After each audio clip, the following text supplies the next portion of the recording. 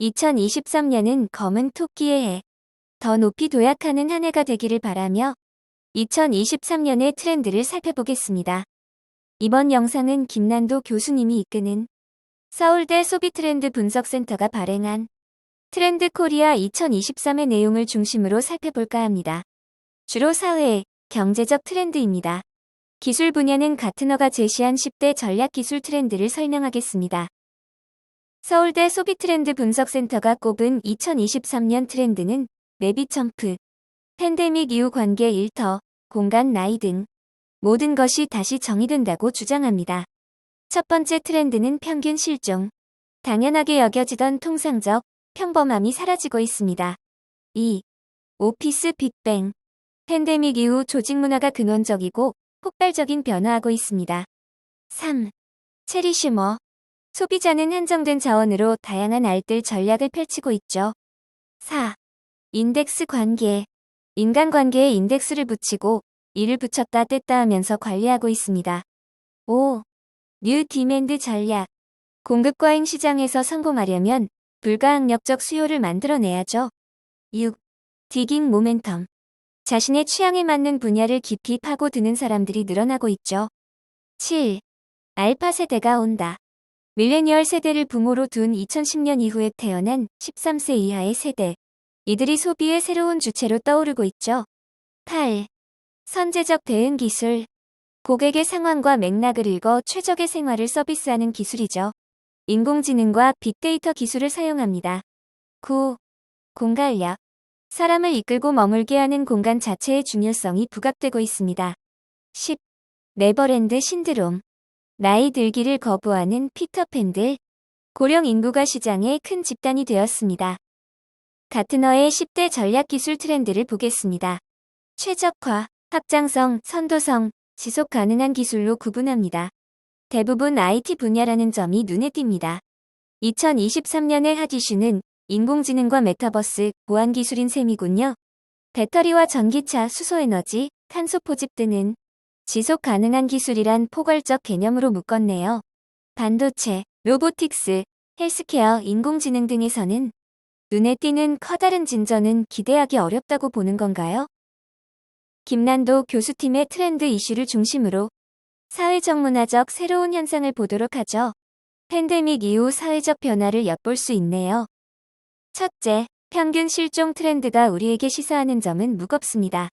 평균이 사라진다는 것은 무난하고 평범한 것, 보통의 의견, 정상적이라 말하는 것들의 기준이 모호해진다는 것을 말합니다. 지금까지의 상식이 흔들린다고 해야 할까요? 기업들은 정규 분포를 기반으로 한 대량 생산 시스템을 버려야 한다는 뜻이죠. 시장에서 살아남으려면 대체 불가능한 탁월한 제품, 차별화되고 다양한 제품을 공급해야 되겠죠.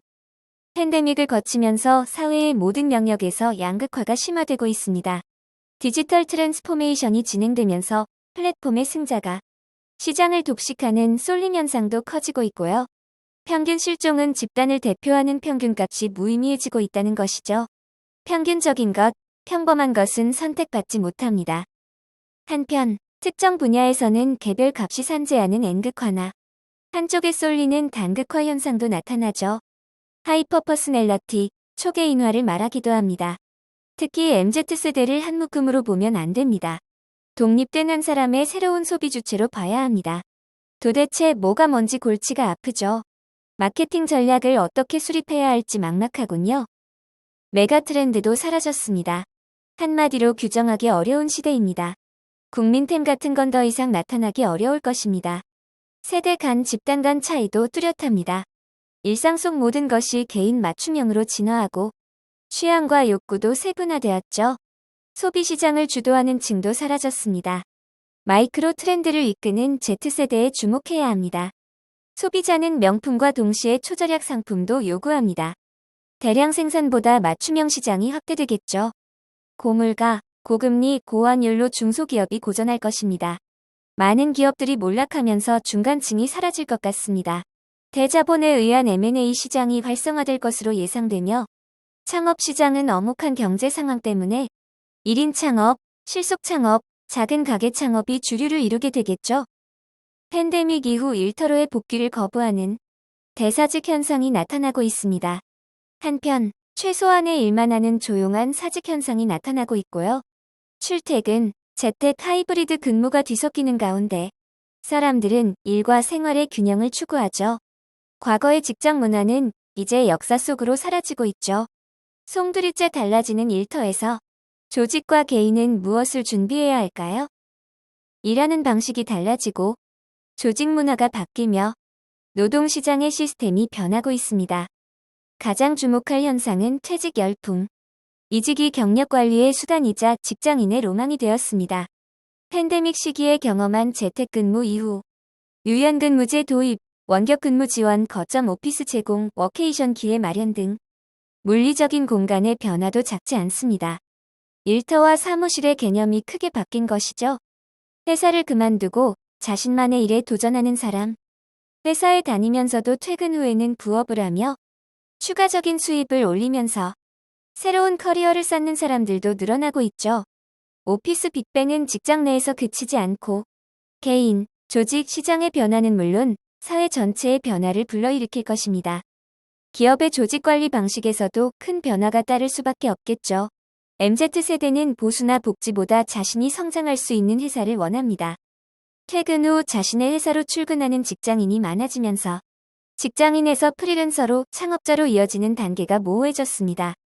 대학생 취업 시장 또한 변하고 있죠. 취준생들의 좋은 직장 찾기는 이제 하늘의 별 따기만큼 힘들어졌죠. 골치 아픈 취업보다 프리랜서, 청년 창업을 계획하는 20대가 갈수록 늘어나지 않을까요? 인간관계 역시 크게 변하고 있습니다. 인덱스 관계라는 새로운 개념이 나타났습니다. 사람과 사람의 관계에 인덱스를 붙여 분류하고 목적에 따라 떼었다 붙였다 하죠. 너무 삭막한가요? 친구는 그냥 친구라고요. 친구 관계에 무슨 목적이 있냐고요. 만나서 얼굴 보고 전화나 문자로 연락하던 전통적 관계보다 SNS를 통해 불특정 다수로 소통하는 시대로 바뀐 거죠. 얼굴 볼 기회는 줄어들고 인스타 친구, 페이스북 친구, 트위터 친구 등 얼굴 한 번 보지 못한 관계가 흔해졌죠. 인간관계 방식이 한결 복잡하고 다차원적으로 바뀌었습니다. 이제 관계의 끈끈함보다 스펙트럼이 더 중요한 시대죠. 과거에는 관리할 수 있는 적정한 인간관계가 150명이라 했었죠. SNS를 통한 목적 지향적 만남이 대세가 된 오늘날, 소통의 스펙트럼이 넓어지면서 인간관계는 여러 인덱스로 분류될 수밖에 없는 것이죠. 이제 친구라는 개념부터 다시 정의해야 하겠네요. 그래서 절친이란 말이 생겼을까요? 2022년 트렌드 중 하나가 나노사회였죠. 공동체 구성원이 개인화, 객체화되는 현상을 말하죠. 인덱스 관계는 그보다 좀 더 진전된 개념이네요.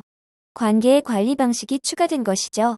비즈니스를 하는 입장에서는 인덱스 관계를 어떻게 활용하고 오프라인 마케팅을 어떻게 관리할 것인가 고민해야죠. 한 걸음 더 나아가 초개인화와 포트폴리오 경영에 대해 짚어보죠. 개인의 존재감과 캐릭터가 극대화되는 시대죠. 일상의 모든 것이 초개인화를 향하고 있습니다. 이런 환경에서 자란 MZ세대는 이전 어느 세대보다 자의식이 뚜렷하고 자신만의 캐릭터가 명확합니다. 젊은 세대는 수직적 성장보다 자신의 다양한 가능성을 찾고 있죠. 직장에서 승진하는 것보다 수평적 커리어를 지향합니다. 과거의 직업관과 확 달라졌죠. 워케이션이나 라이프 케어의 변화에 따라 조직 문화 역시 변해야 되죠. 그러나 대부분의 조직은 요즘 애들은 이해가 안 된다고 말합니다. 디깅이란 말은 다소 생소하죠. 디깅은 한 분야를 깊이 파고드는 것을 말하죠. 요즘 세대는 좋아하는 것에 아낌없이 몰입하고 이를 통해 자기를 찾고 발견하고 표현하고 과시합니다. 열정과 돈, 시간을 아낌없이 투자하죠. 한 분야에 빠진 덕후가 세상을 바꾼다는 말도 있죠. 디깅 모멘텀은 자기 성장입니다. 큰 목표 아래에서 일상과 적절하게 조화시킬 때 디깅은 더 행복하고 풍요로운 삶을 즐길 수 있는 모멘텀이 될 것입니다. MZ세대는 덕질하듯 소비하는 경향이 강하죠. 꽂히면 무조건 돈을 쓰죠. 오픈런에 성공하면 자랑하는 일화를 SNS에 공유하는 과정을 즐깁니다.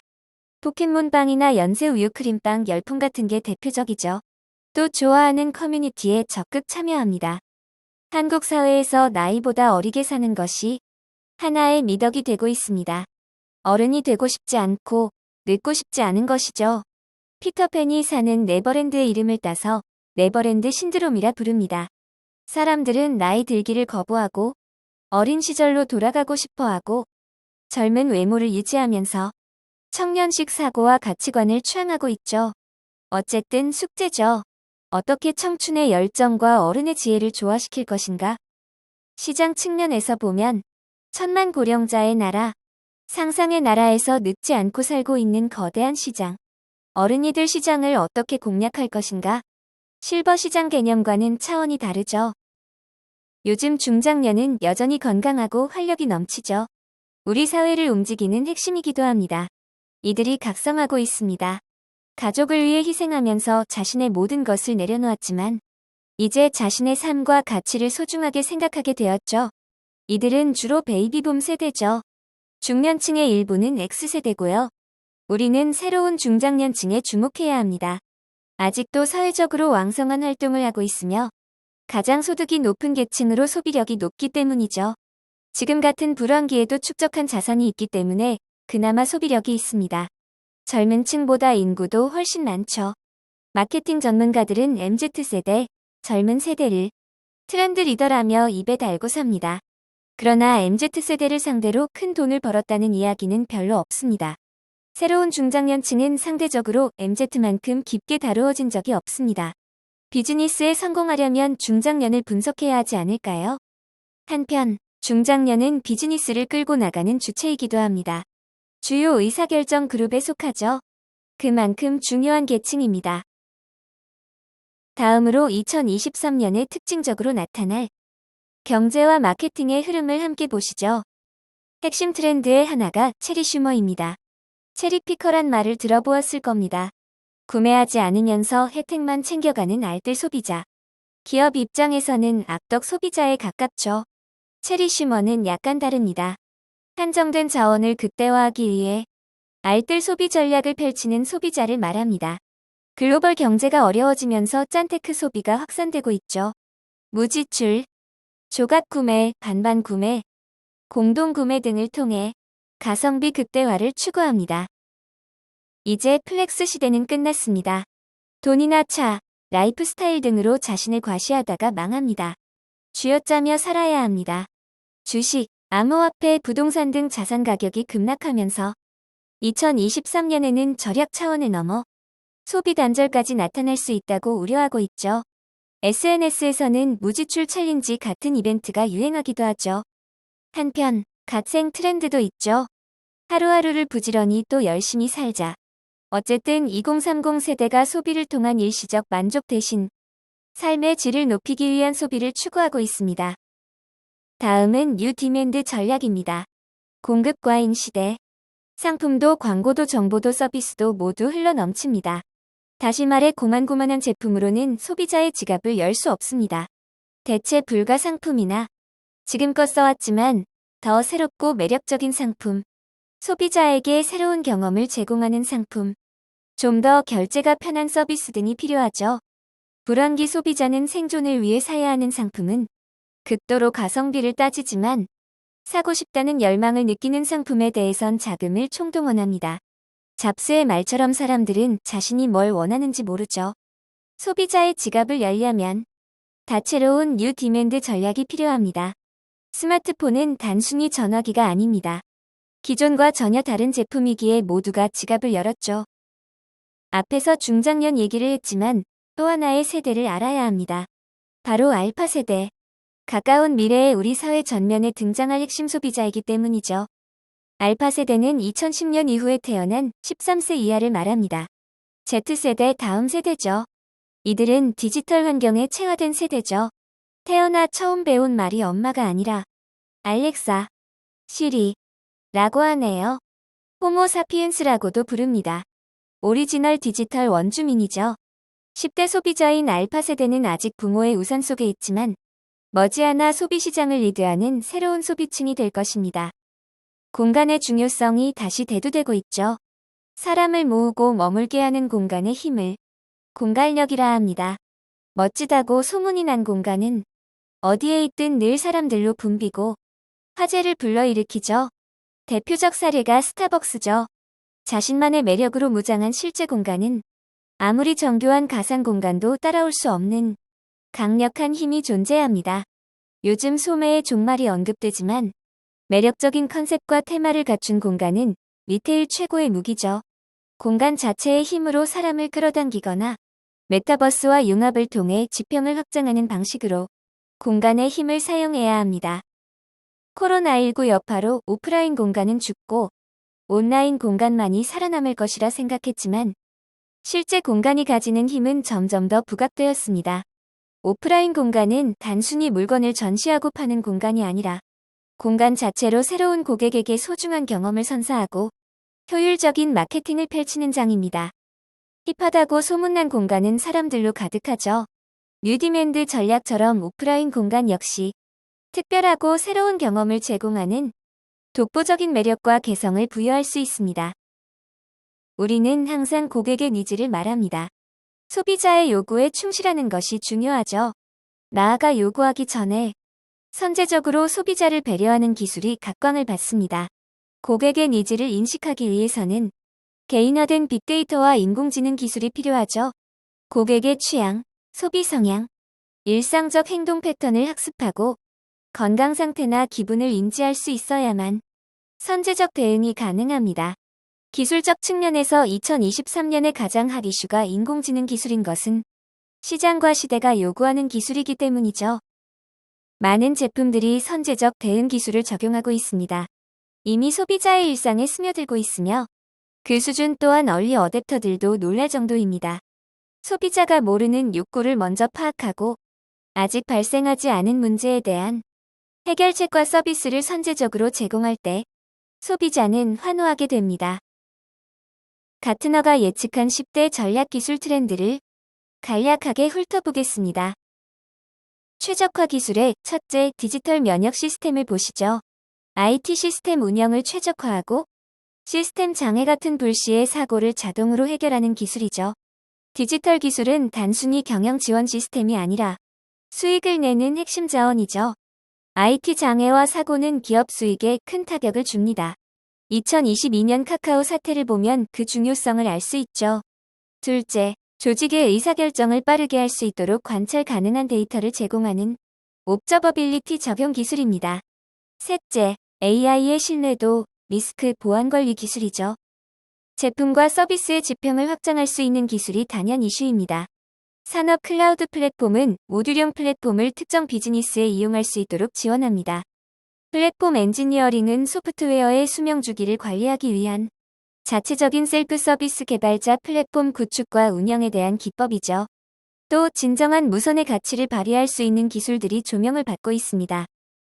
시장을 선도하는 기술 중 첫째는 메타버스로서 가상세계에서 강화된 물리적, 디지털 현실의 융합으로 생성된 복합적인 가상 3D 공유 공간입니다. 메타버스는 디지털 화폐와 NFT로 구현되는 자체적 가상 경제 체계를 갖추게 될 것입니다. 앱, 플랫폼 및 생태계의 기능을 하나의 애플리케이션에 결합시킨 슈퍼앱 역시 빠르게 성장하고 있습니다. 새로운 데이터를 기반으로 런타임 및 개발 환경에서 모델을 재교육하고 학습하는 적응형 AI도 주시 대상입니다. 이상에서 언급한 모든 전략기술 트렌드를 관통하는 기술은 지속 가능입니다. 지속 가능성 목표를 달성하기 위해 ESG 즉 환경, 사회의 거버넌스 요구를 충족해야 합니다. ESG의 기술 측면은 결국 2050 탄소 중립을 위한 탄소 배출 저감 기술입니다. 지구를 살리는 일이기도 하죠. 지금까지 2023년 트렌드를 살펴보았습니다. 트렌드란 어디까지나 예측입니다. 사회 현상을 추상적 개념으로 표현하는 것이죠.